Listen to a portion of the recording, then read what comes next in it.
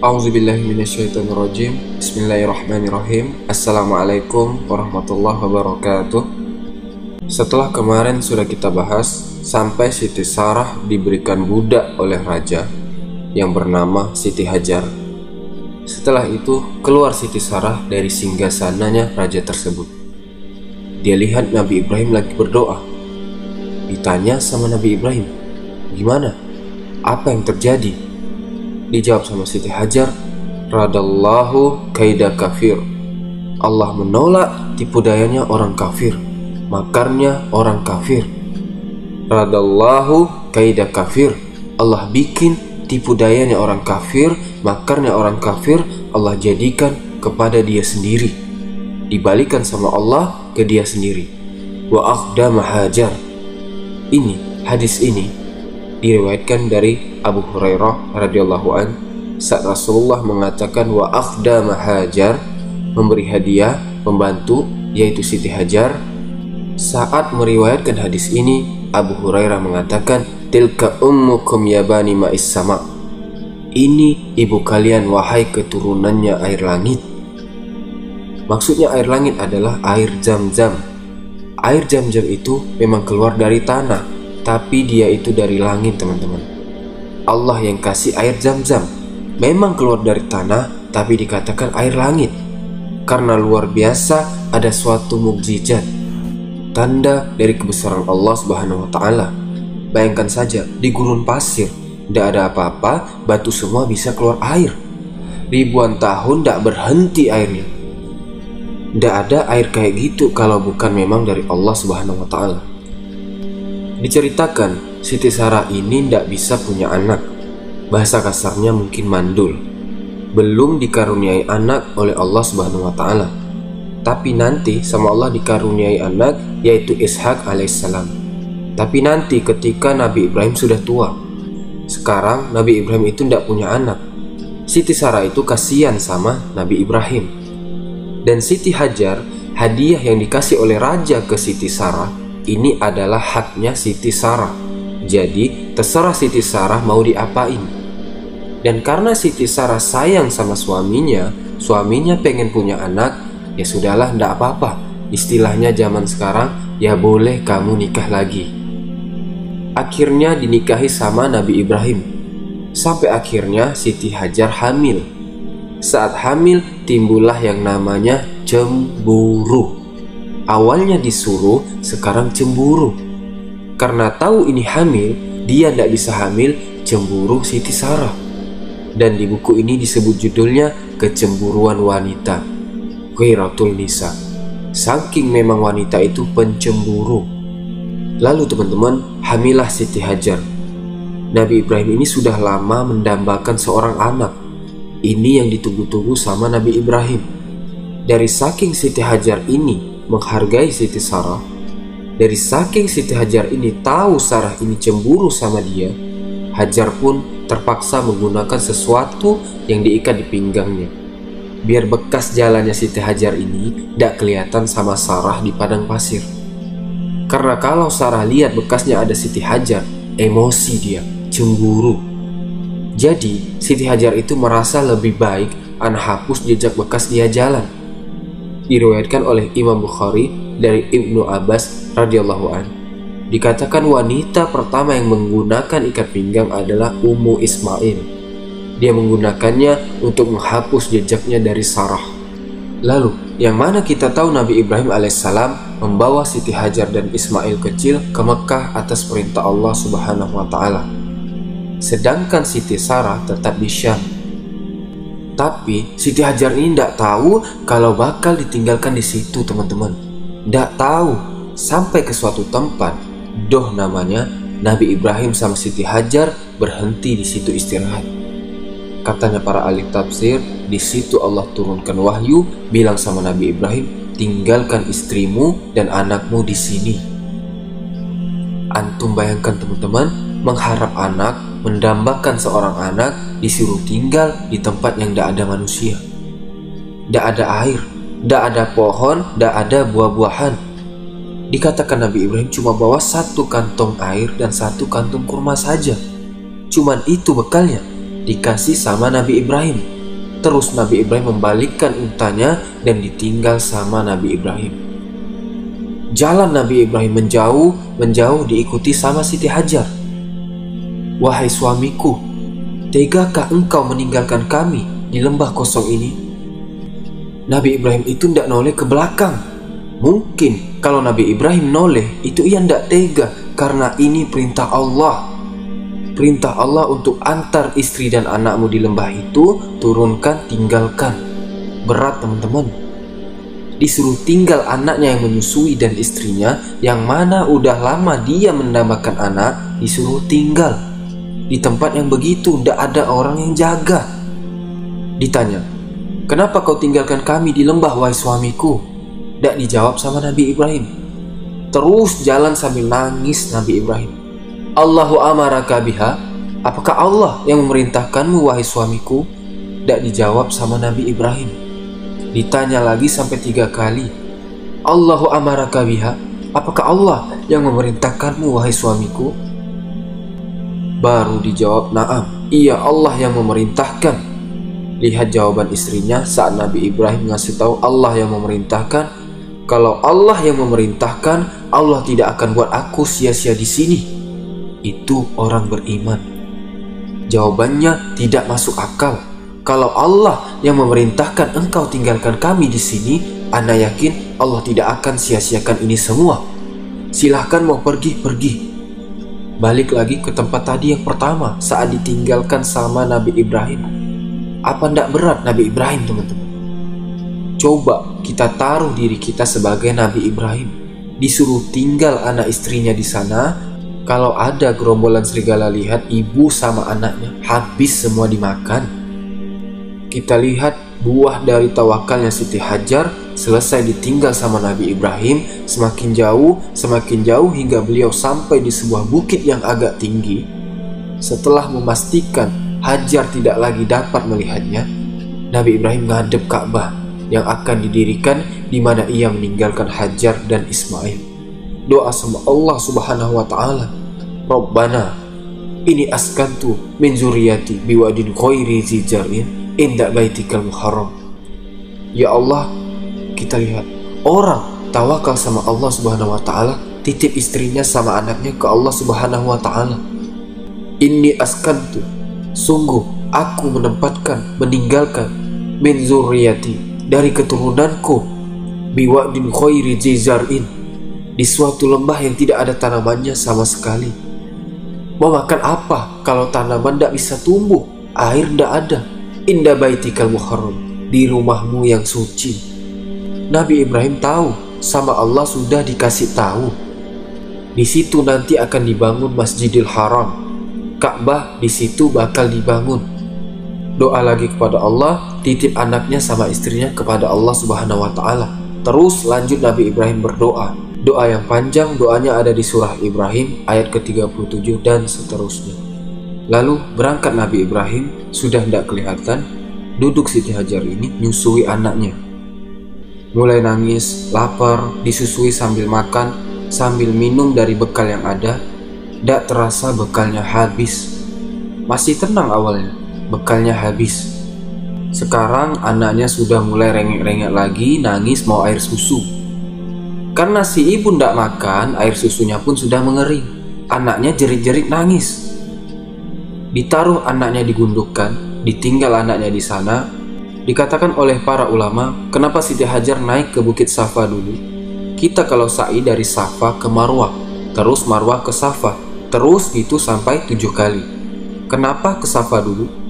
Karena pada waktu itu dia berdiri lebih dekat dari Bukit Safa. Naik Hajar ke Bukit Safa, dia angkat sedikit bajunya, dia lari biar sampai ke atas. Sampai di atas, dia lihat dari kejauhan ada orang atau enggak, mau minta tolong, enggak ada ternyata, enggak kelihatan, turun lagi. Ada yang bilang, di riwayatnya, dia lihat kayak Fata Morgana. Dipikir air, turun dia lari, ternyata bukan. Naik lagi ke atas Bukit Marwah, lari lagi naik ke atas, diangkat lagi bajunya, naik lagi ke atas, dilihat dari kejauhan tidak ada orang. Terus begitu sampai 7 kali. Inilah asal muasal syariat gerakan sa'i yang wajib dilakukan oleh kaum muslimin yang berhaji atau umroh. Dan yang ketujuh kali dia naik di Bukit Marwah, dia dengar ada suara kayak bisikan. Sohin, Sohin. Dia ngomong sama dirinya sendiri. Diam, dengerin suara itu. Suara datang dari mana ini? Didengerin sama dia, ndak taunya suaranya datang dari posisi anaknya yang dia taruh. Ternyata malaikat turun bawa pesan dari Allah Subhanahu wa Ta'ala. Malaikat Jibril. Katanya malaikat membuka sayapnya dan keluar air, muncrat air itu dari muka bumi. Sama Hajar dibikinkan kayak lubang biar airnya ndak tumpah kemana-mana. Kalau cuma air muncrat begitu aja tumpah ke tanah selesai, ndak bisa diminum airnya, betul kan? Tapi sama Siti Hajar dikerok tanahnya, sama Siti Hajar dijaga airnya. Tazummuhu, sama Hajar dijaga air itu jangan sampai muncrat kemana-mana. Tazummu, jadilah namanya Zam-Zam karena zama yazumu, Zam-Zam. Itu awal mulanya air Zam-Zam. Keluar airnya terus, Siti Hajar ndak tahu ini air bakal ada sampai sekarang. Makanya dia takut, ya Allah, sayang airnya jangan sampai terbuang. Sama Hajar dibuatin gundukan tanah dengan tangannya untuk membendung air tersebut. Rasulullah SAW mengatakan, andai ia membiarkan dan tidak segera membendung Zam-Zam, tentu ia akan menjadi sungai yang mengalir deras. Akhirnya minum dari situ. Air yang bukan hanya bikin menghabiskan dahaga, tapi bikin perut kita juga kenyang, teman-teman. Ini berkahnya orang yang jujur, usaha dan tawakal sama Allah Subhanahu wa Ta'ala, yang sama Allah diabadikan sampai detik ini. Berapa ribu tahun diabadikan sama Allah sampai detik ini. Kita lihat di setiap detik sekarang ada manusia yang sa'i sana di Masjidil Haram. Kata ulama, ini bermula awal panen pahala jariahnya Hajar yang sampai hari kiamat akan ada. Akhirnya minumlah Ummu Ismail, Siti Hajar dari air tersebut, yang mana membuat air susunya kembali dan anaknya nyusul lagi kepada ibunya. Kemudian datang rombongan satu suku transmigrasi berbondong-bondong. Suku ini namanya Zurhum. Orang Yaman, ini mereka adalah Al-Arab Al-Aribah, salah satu bangsa dari bangsa Arab Al-Aribah yang masih ada sampai detik ini, beranak pinak sampai detik ini. Dari kejauhan, kabilah ini mereka melihat ada burung muter-muter di atas langit. Kalau ada burung muter-muter di atas padang pasir, ya berarti di bawahnya ada airnya. Kalau bukan air, ya berarti ada bangkai hewan yang mau dimakan. Kurang lebih seperti itu. Ada sesuatu yang dituju sama burung itu. Akhirnya dia utus salah satu dari anak buahnya Zurhum ini untuk ngecek ke sana. Dicek, ndak taunya balik bilang ada mata air, airnya ndak berhenti keluar, dijaga sama ibu-ibu sama anak bayinya. Kita lihat orang Arab, kedermawanannya, akhlaknya, Arab Kahtan, orang Arab yang asli. Datang dia ke situ, izin, kami fulan, kami mau numpang minum air sama kamu, boleh ndak? Minta izin dulu. Ini orang-orang lapar, orang-orang kekeringan, haus, antara hidup sama mati, tapi lihat akhlaknya, minta izin. Diizinkan sama Siti Hajar, silahkan kalian minum, tapi kalian tidak berhak memiliki air. Dan mereka setuju, dan tinggallah kabilah Jurhum di situ bersama Hajar dan Ismail alaihissalam. Dikatakan oleh Ibnu Abbas radhiyallahu an, saat datang Zurhum itu, ibunya Ismail, Siti Hajar itu senang karena mau ngomong sama siapa? Anak bayinya tidak bisa diajak ngomong. Mau bencengkrama, ngomong sama orang, sama siapa? Tidak ada. Jadi saat mereka datang, dia senang dalam hatinya. Ini dikatakan oleh Ibnu Abbas radhiyallahu an. Maka mulai tumbuh besar Ismail, Nabi Ibrahim di sana. Dia menitipkan anaknya kepada Allah Subhanahu wa Ta'ala. Dikatakan bahwa Nabi Ibrahim itu kalau mau pergi-pergi ke sana kemari dakwah atau mau pergi kemana itu naik buruk. Sama Allah dikasih buruk biar cepat jalannya. Kita tahu buruk yang sama Rasulullah digunakan untuk apa? Isra wal Mi'raj, peranakan antara kuda sama keledai, tengah-tengahnya. sama Allah dikasih kecepatan seperti sekejap mata. Kedipan mata langsung nyampe. Nabi Ibrahim naik itu datang ke anaknya. Anaknya sudah mulai besar. Ibarat kata mungkin umur 7-8 tahun. Kalau disuruh-suruh sudah nurut. Cinta-cintanya sama anaknya, lama ndak ketemu sama anaknya, sama Allah Subhanahu wa Ta'ala disuruh sembelih anaknya. Nabi Ibrahim alaihissalam ngomong sama anaknya Ismail. Saat anaknya sudah bisa jalan, lagi lucu-lucunya, di umur yang paling nyenengin hati, ini arafil manami ani asbahuka. Aku melihat di mimpiku, aku bermimpi bahwa aku menyembelihmu. Teman-teman, lagi-lagi kalau bukan dengan ini, Nabi Ibrahim tidak akan disebutkan sebagai Khalilullah. Kita lihat jawaban anaknya. Seorang anak dari anak yang berbakti sama orang tua. Kita lihat jawaban anaknya. Persis seperti apa yang dikatakan Nabi Ibrahim kepada bapaknya dulu. Bapaknya mau sejahat apa sama Nabi Ibrahim, mau sekafir apa bapaknya, tapi tetap Nabi Ibrahim itu halus sama bapaknya. Ini terulang. Kama tadinu tudan, katanya orang Arab. Sebagaimana engkau berbuat, engkau akan dibalas seperti itu. Nabi Ibrahim itu buat baik sama orang tuanya. Meskipun sama orang tuanya dikasarin, dia tetap halus sama orang tuanya. Kita lihat jawaban anaknya, ya abatif al-matu'mar. Wahai ayahanda, persis seperti yang dikatakan Nabi Ibrahim kepada bapaknya. Ya abati atak budi syaitan. 4 kali ya abati diulang sama anaknya sekarang ke bapaknya, teman-teman. Wahai ayahanda, kalau memang itu yang diperintahkan oleh Allah, kerjain. Satajiduni insyaallahu minas sabirin. Engkau akan temui aku, insyaallah adalah orang-orang yang sabar. Kalau memang sudah nasibnya ana disembelih, ya sudah, kerjain, itu perintah Allah. Lalu teman-teman, terjadilah apa yang terjadi. Nabi Ibrahim bawa anaknya di Mina. Siti Hajar tidak tahu. Dibawa, dituntun sama Nabi Ibrahim, yang mana kita tahu saat di jalan dibisiki sama setan. Terus sama Nabi Ibrahim dilempar. Semua ini sama Allah diabadikan sampai detik ini. Kita kalau haji sembelih hewan kurban, Idul Adha. Sama kayak Nabi Ibrahim, sembelih anaknya diperintahkan sama Allah. Lempar jumroh sama Nabi Ibrahim, lempar setan yang bisiki, menggoda. Sekarang kita juga ikut lempar jumroh. Subhanallah, diabadikan oleh Allah Subhanahu wa Ta'ala, kita disuruh lempar jumroh. Dibawa anaknya dengan berat hati, tapi dengan ketaatan. Allah tahu isi hatinya Nabi Ibrahim sama isi hatinya Nabi Ismail. Tahu anaknya ridho, bapaknya juga mau taat sama Allah. Itu yang diinginkan oleh Allah Subhanahu wa Ta'ala. Sudah dapat yang diinginkan oleh Allah. Anaknya sudah dinaikkan di tempat itu, mau disembelih sama Nabi Ibrahim. Wa fadainahu bizibhin azim. Saat Allah Subhanahu wa Ta'ala sudah tahu mereka taat kepada Allah Subhanahu wa Ta'ala, mereka mau ikuti yang Allah perintahkan, selesai perkaranya sudah tidak ada gunanya lagi Ismail mau disembelih. Karena Allah sudah tahu Nabi Ibrahim mau benar-benar mau sembelih anaknya. Makanya kata Allah, wa fadainahu bizibhin azim. Kami ganti Ismail itu sama domba yang besar.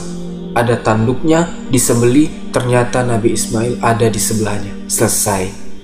Itu teman-teman dikatakan tanduknya domba yang disembelih sama Nabi Ibrahim itu digantung di Ka'bah sampai ke zamannya Rasulullah SAW. Kalau tidak salah seperti itu. Jadi orang-orang itu lihat tanduknya itu, bagaimana Nabi Ibrahim alaihissalam taat kepada Allah Subhanahu wa Ta'ala. Dikasih ujian demi ujian, tapi sama Nabi Ibrahim dilalui. Makanya Allah Subhanahu wa Ta'ala berfirman, wa Ibrahimul ladzi wafa. Dan itulah Nabi Ibrahim yang menyelesaikan semua yang sama Allah diperintahkan. Disuruh hijrah, disuruh tinggal anak sama istrinya, ditinggal. Disuruh sembelih anaknya, disembelih. Makanya dikatakan wa Ibrahimul ladzi wafa. Itulah Nabi Ibrahim yang dia selesaikan semuanya perintah Allah Subhanahu wa Ta'ala. Dia jalani semua ujian dari Allah Subhanahu wa Ta'ala dengan dada yang lapang, dengan taat kepada Allah Subhanahu wa Ta'ala. itu yang dilakukan oleh Nabi Ibrahim. Teman-teman, Allah tidak salah kepada siapa risalah itu akan dipertanggungjawabkan, atau kepada siapa risalah itu akan dikirimkan oleh Allah Subhanahu wa Ta'ala.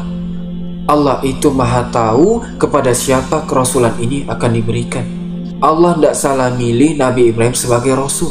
Allah pun tidak salah memilih beliau sebagai Khalilullah, kekasihnya Allah Subhanahu wa Ta'ala.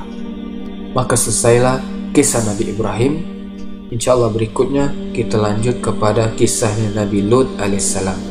Wallahu ta'ala a'lam. Wa sallallahu ala nabiyyina Muhammad wa ala alihi wasallam. Subhanakallahumma wa bihamdika asyhadu an la ilaha illa anta astaghfiruka wa atubu ilaik. Assalamualaikum warahmatullahi wabarakatuh.